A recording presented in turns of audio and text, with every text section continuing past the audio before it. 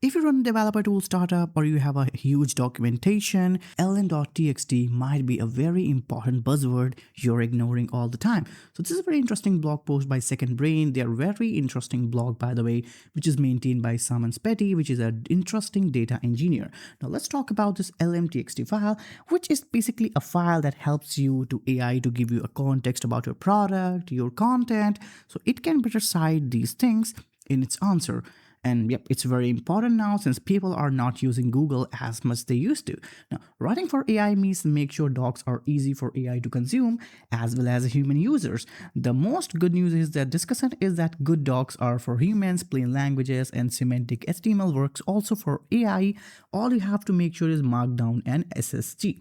llm.txt file is now necessary to add in your documentation so AI better understand it and then can suggest to users. But the bad thing is that when you do it, it comes with a lot of trade-off. Like maybe AI never sends you traffic and it tells you all the documentation on the chat, and you may never get a lead or sale for your startup, which is of course important for surviving. And this is what happens to Tailwind, by the way. If you don't know Tailwind story, so let me give you in a brief. So they had to lay off like almost 3 people, which is like 75% of their workforce. 4%. AI was suggesting the documentation on the chatbot itself, and it was not suggesting all these stuff to go and buy their premium plan. Tailwind has a premium plan, and they always get this sales stuff when actually developers go and buy it from documentation. And when developers are not going to documentation, they are going to get less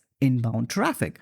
Come to this thing, they also gave a suggestion on how you can actually prevent it from your startup. Some thoughts on this. I don't think adding here how the project is sustained, here's what's free, here what's paid, and why. When relevant, you can mention the paid offering and explain its value to the user. As Justin says, it will not work as long term. The best way in my opinion is to keep the documentation, content, and information up to date, so people want to go to your source, as the trained agent might be behind, or provided a format that is more fun summarized. So basically they are saying, make your documentation more interesting, that actually people hate AI and go to your own website so you can continue your lead. I need to talk about this point because this point is really important. Look at this striped documentation. This is really depthful. You get actual playgrounds where developers can actually test a lot of like curls and all that logs. So you will not get these kind of interface on the basic AI chatbot which suggests the documentation rules. So maybe one of the best way you can do is to make your, like this is Twilio's docs.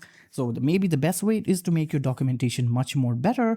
People hate AI for suggesting just the text, and people go to your developers go to and learn in a better way. So I think this is the only defensible thing we need to do. Now, before you understand what exactly Robots.txt is and what is exactly llm.txt and how both are different for SEO, for AI, let's see. I give a little bit differentiation here.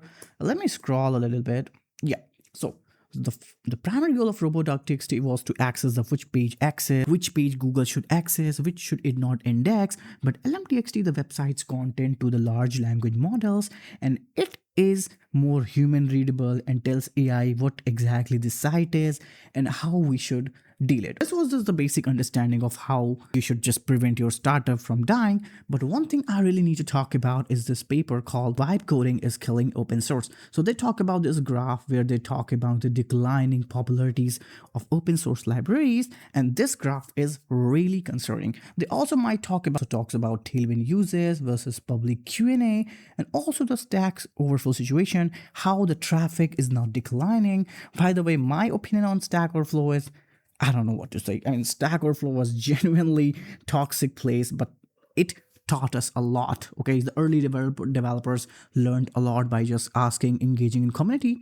I also did a research piece on this economics of open source developer tool, where I studied the stars and GitHub funding. However, this is not very much relevant, but you can still get an idea what I talked about on my website. So maybe you can get some kind of good information here too. If I just summarize in a very simple term, then maybe the best way to save our startup is not add llm.txt, but add it in a way that Even AI cannot replace the way you present documentation. If you don't own a startup that is not very documentation friendly and documentation heavy, maybe this video is not for you. But if you own a startup like Payment Gateway or maybe a framework like Next.js, this video might can save your ass.